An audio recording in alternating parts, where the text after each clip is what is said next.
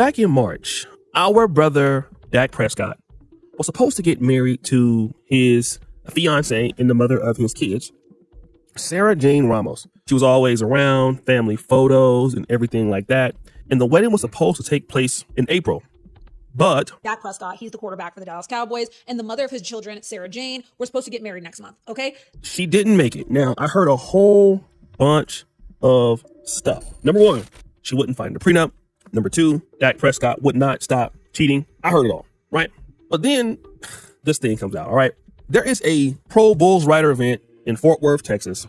And the thing is that he was there, right? Dak Prescott. But his fiance, Sarah Jane Ramos, her ex-fiance, had a best friend, Caitlin Rance, all right? She happened to be there at the event. Now, it's not a coincidence because Dak Prescott went there with her. Eyewitnesses report that the two of these people are getting cozy and acting more than friends during the outing. Now, when TMZ contacted Rance to investigate the rumors, she reportedly handed the phone directly to Dak Prescott, who basically denied any romance, insisting that they are strictly friends. Boy, you don't sit your stupid ass down. Who the f*** you think you is? All right, brothers, let's talk about it. Let's talk about what's going on because we already know what's really happening. But let's talk about some of the unfair advantages that women forget that men have. Now, we always hear about, don't leave your girl around your friends. She might leave you. He might take her from you. And those things happen. But ultimately, here's the truth. If my homeboy were to take my girl away from me, that does mean he got to pay for her.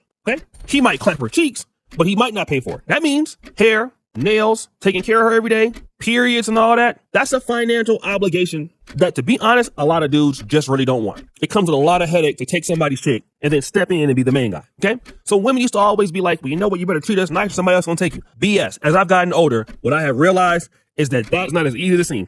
Dudes are not just looking to come in there and take care of somebody else's female and elevate them to the number one spot while denying all of their optionality as a man. Doesn't happen. Hardly ever happens. Do you know how many fine women that I see all the time?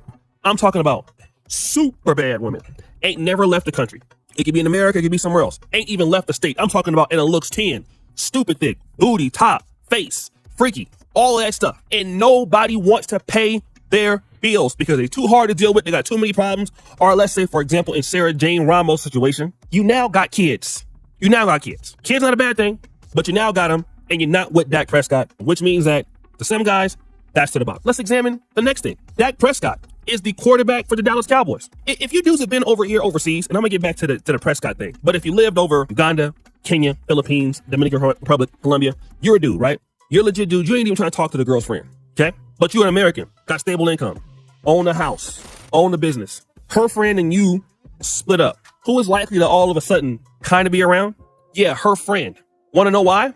Because the opportunity to get with you is stronger than the friendship she got with that lady. Because ultimately, and I'm not saying all women, but most women feel like I'm not going to get anything from her as a friend long term. Because realistically, once she gets a husband, boyfriend anyway, she acts funny style with me. So if I got to make an educated guess, Dak Prescott can do a hell of a lot more than she can as my friend. So she went from being the bridesmaid to getting clapped by Dak. And then the thing is also, I mean, I'm not going to get in like, if she's a regular looking chick, if she's fine or whatever. I don't really care too much about that. But let me tell you, a lot of ladies make mistakes when you bring a certain kind of man within your friends. And Dak is a person where he's not going to just holler at anybody. He got to sort of trust the person. So if he's not going to deal with you, you're going to introduce your replacement to him. Plus, you women talk a lot.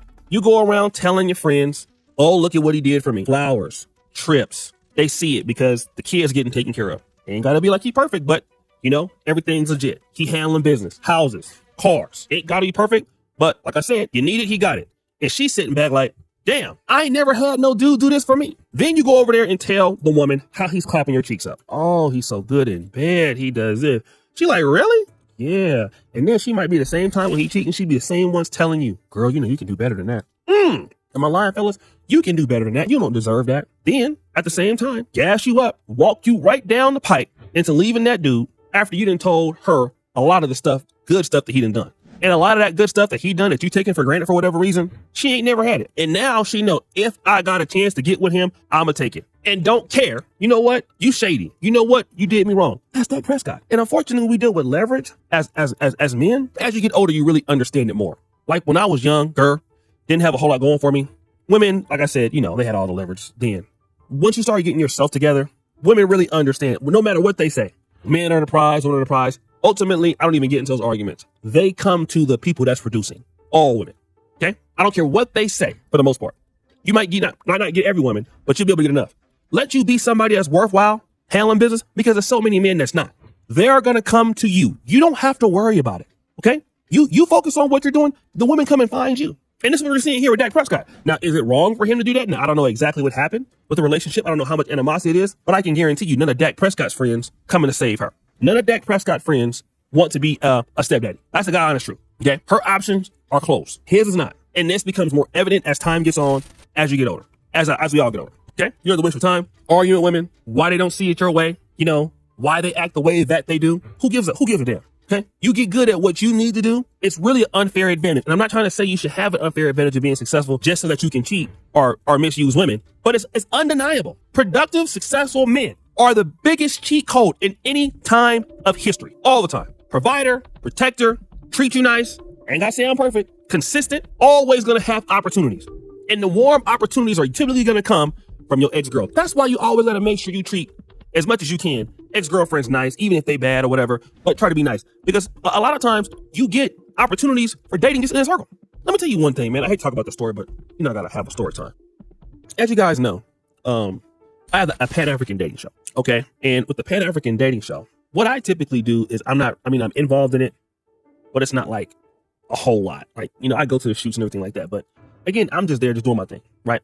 So one day, I go to the shoot and I never really tell the ladies like, this is what I do. I'm the owner or whatever. I'm not the kind of person. I'm just doing my thing. So I'm there, right? So it's some young ladies that's there.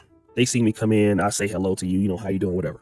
So anyways, I get home 2-3 weeks later and I get a message on my phone. Like, oh, this is Oshay? I'm like, yeah. Who's this? Oh, I met you at such and such. I said, oh, really? Yeah. Well, what's your name?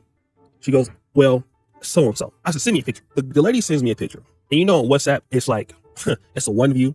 So I'm like, okay, what's this? Listen, bro, it was nothing but clapping. It was booty clapping. I didn't know how to feel about sending this to you.